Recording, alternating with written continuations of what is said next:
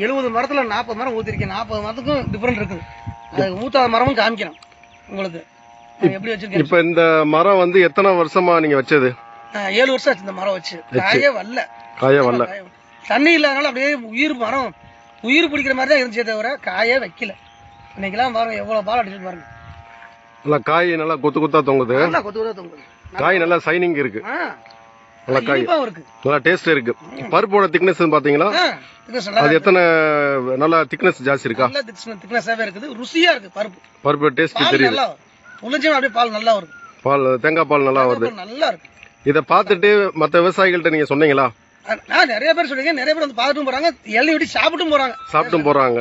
Taste பார்த்துட்டும் போறாங்க. Right. நாளைக்கு கூட ஒருத்தங்க வர்றாங்க பெரிய விஐபி வரேன் இருக்காங்க. நாளைக்கு வரேன் இருக்காங்க. ஒரு நீங்க நட்சப் டிஸ்ட்ரிபியூட்டர் ஆயிட்டீங்க இப்ப. ஆமாங்க. ரைட். உங்க ஆதரவு கொடுங்க.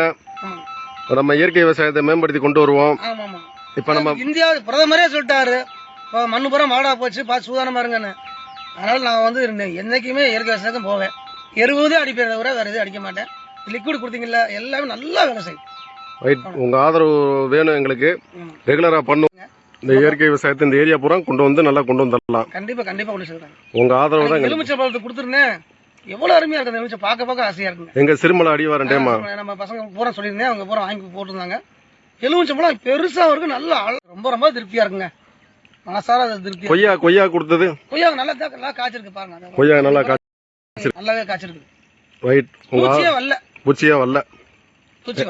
ரைட். நன்றி. தேங்க்யூ நட்சப். ஜெய் நட்சப்.